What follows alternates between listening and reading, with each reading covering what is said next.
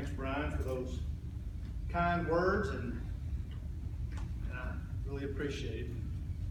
I always like to show off my bracelet. There's a little girl in this room that made this for me, my little niece, Alexis, right here. Orange and white, she made this for me last year, and always, when I come to Knoxville, I always wear it. But to my fellow board members, the outstanding teachers and distinguished service professors, and to my family members, thank you for being here. You know, I really love this university. I love what it stands for. I love the friends that I've made while I was in school. I love the friends I've made while serving on the various boards, volunteer boards, over the past 13 or 14 years. You know, leaders are made at the University of Tennessee, and the relationships formed during your UT experience last a lifetime. Our alumni leaders truly embody the volunteer spirit, giving of their time and talent for the benefit of the university. You know, in preparing my remarks for this evening, I struggled a bit in deciding what to say, and certainly considered lots of things that could be presented. But in the end, I decided the best approach would be to share some information about myself, why I look forward to serving as president, and what all of us can do to support our university. Like Brian said, I'm originally from Gibson County, from Humboldt, Tennessee, and can stand here to report to you that it's been 44 years since the last president of the UT Alumni Association was from Humboldt. The year was 1972, and T.O. Lashley, who later became a member of the Board of Trustees, assumed the role as president of the UTAA. For you that know me, understand I am truly humbled to walk in the footsteps of our past UTAA presidents. And as most of you are aware, the UT Alumni Association is a system-wide organization serving over 365,000 alumni across the United States and beyond. The president chairs the Board of Governors, which is a 32-member board representing graduates from all campuses: Chattanooga, Knoxville, Martin, and the Health Science Center.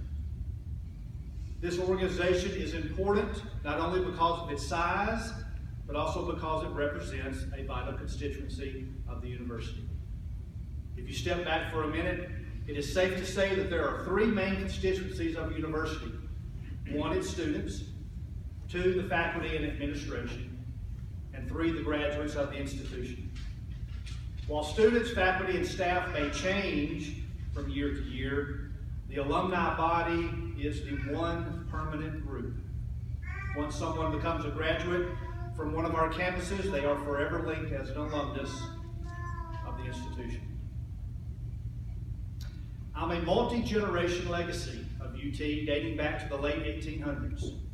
My grandfather, Kimbrough L. Dunlap Sr., his two brothers, my father, his brother, my mother, both my first cousins, my brother and sister, all attended UT Knoxville.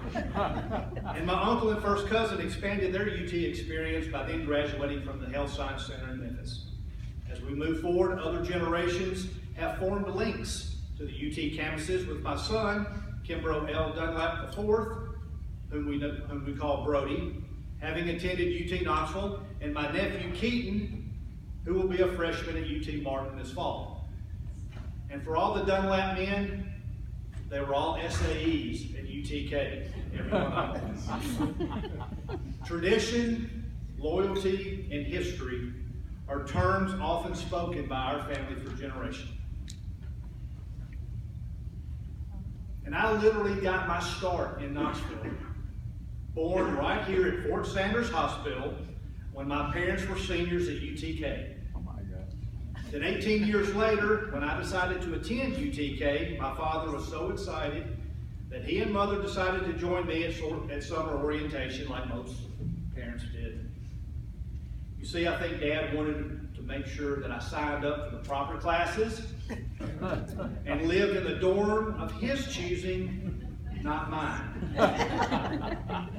In this case, he signed me up for Hess Hall. Oh my gosh. which was much to my surprise. And I remember asking him a few questions, such as, Dad, did you know they don't even have air conditioning in that dorm? And Dad, did you know they're all at the zoo? And Dad, why in the world did you sign me up to live in Hess Hall? As we had some extra time during orientation, Dad took me to Hess Hall for a visit. Just inside the front door was a bronze plaque with James P. Hess's profile and brief bio. Dad went on to explain he was a relative and was from Humboldt, Tennessee.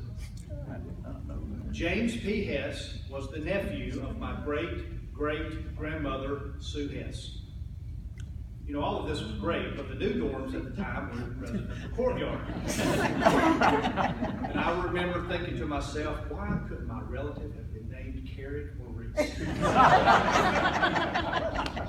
As you might guess, the dorms bearing these names were fully air conditioned. So ultimately, I moved into Hess Hall, found out it wasn't so bad, because once you opened up all the windows, a nice breeze came through, and it was closer to the hill than those dorms in Presidential Courtyard. In one sense, you could say that was my first taste of tradition, loyalty, and history at the University of Tennessee. 4 years later, I graduated with a BS in Business Administration with a major in accounting. Yes, I am a bean counter with a personality. I began my first job with Pete Marwick, now KPMG in Nashville, and after passing the CPA exam, I worked in their tax department for 3.5 years. But I decided that that was not really the career I wanted. Back in 1988, I was dating a girl who had a mobile phone in her car. It was one of those installed car phones with a squiggly antenna on the back, letting everybody know that that person had a car phone.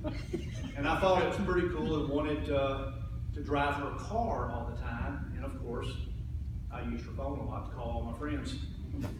She happened to sell radio advertising to Cellular One and told me that her client was looking for a couple of sales reps. I applied for the job, got an interview, received an offer, accepted the offer, and found out I really liked the work.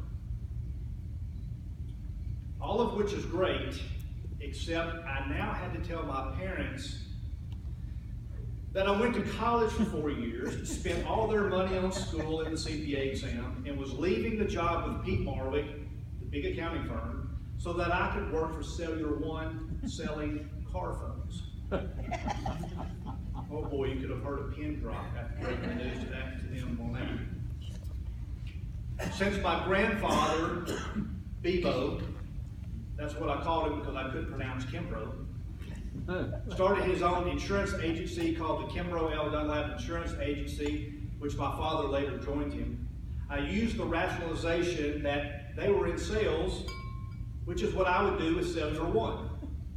I went on to outline how it would give me great experience should I ever want to come back home and go into business with them, knowing deep down that I would never move back to Humboldt after living in Nashville. I couldn't admit it to Dad, but it did help pave the way for my transition into the wireless industry. To make a long story short, I worked for Cellular One for 3 years. Then I opened up my own wireless agency called American Cellular in 1991. Through mergers and acquisitions, the carriers were known as Cellular One, then GTE Wireless, and currently Verizon Wireless. Over the years, we were able to expand and grow, and I was fortunate enough to be able to sell my company 2.5 years ago. It was a long way from breaking the news about the career change to my parents, but in the end, things turned out well. To say that timing is everything, and it certainly has been for me. The opportunity to serve as president of the UTAA has come at a great time in my life, and I look forward to working this next year to help further advocate for UT and to serve our fellow alumni. Over the past several months, there have been many news articles about issues across the UT system, which is somewhat unfortunate since these tend to outweigh the many great things happening on our campuses. But in today's society, it appears that you only hear about the issues that the university could improve upon versus all the issues that project our university in a positive light. We could spend a lot of time outlining all the great things happening across the system, but this would keep us here longer than you definitely need to keep you here. Having said this, please allow me to take a couple of minutes to share some highlights from each campus. At UT Knoxville, and under the leadership of Chancellor Cheek, the campus has set a goal of becoming a top 25 university. Yay. The quality of the students, as well as the enhanced retention and graduate rates, all indicate it is moving in a great direction. The construction of this campus is nothing short of amazing and reminds me of all of the skyline in Nashville these days. And based on these new additions, the future is exciting for the next generation of students. At UT Chattanooga, speaking of construction, the new library opened last year on campus, and it is truly state-of-the-art. Our board was able to tour the facility last year, and it is absolutely amazing. The campus continues to grow and expand, which is one of the reasons why it continues to be ranked as one of the best regional universities around. And at UT Martin, the best thing UT Martin has going for it is its alumni director, Charlie Deal.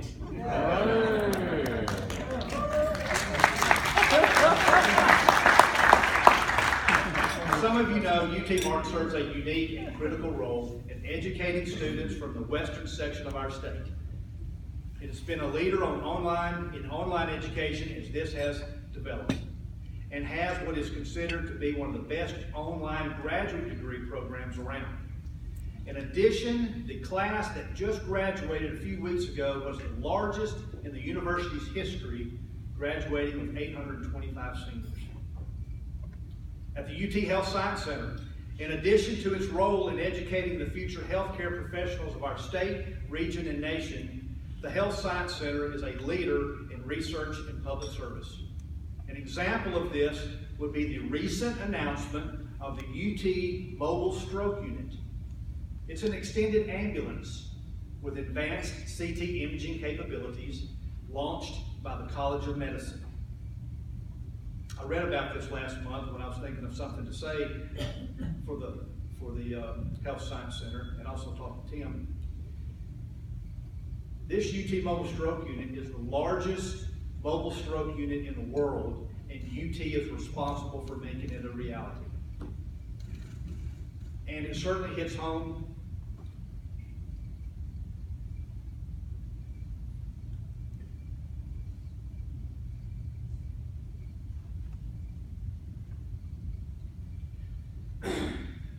Excuse me.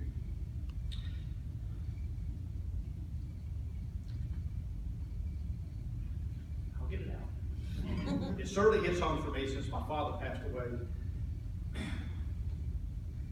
due to multiple strokes. Okay. I didn't know if I was going to get past that or not. The UT Institute of Agriculture. Until recently, I had no idea how far-reaching the Institute of Agriculture really is. In addition to the College of Agricultural Sciences and Natural Resources, as well as the vet school, which we toured today, you have a 4-H program in Ag Extension. An interesting fact. Thanks to Ag Extension offices, the University of Tennessee has a presence in every Tennessee county. And when you think of 4-H, I can't help think about the acquisition of Lone Oaks Farm, which will serve the citizens of West Tennessee in a truly amazing way. It's located in Middleton, Tennessee, about 45 minutes south of Jackson, almost to the Mississippi border. It is indeed a destination to get there, but my wife and I had the chance to visit recently, and it is well worth the trip. In closing, I am really looking forward to serving as your UTAA president over the next year. As alumni, we need to spread the good word regarding all the positive things happening across the UT system. In other words, we need to advocate for UT. In addition, I believe more alumni need to get involved with the university in some way, We need to encourage people to attend alumni events. And I would especially like to see more people engaged with regional alumni or chapter boards. If you want to make a difference, if you want to contribute your time, if you want to give back to UT, then get involved. Most of the boards don't take up much time, but they're highly informative. I've learned more about UT serving on various boards than I could have ever imagined, and I'm still learning.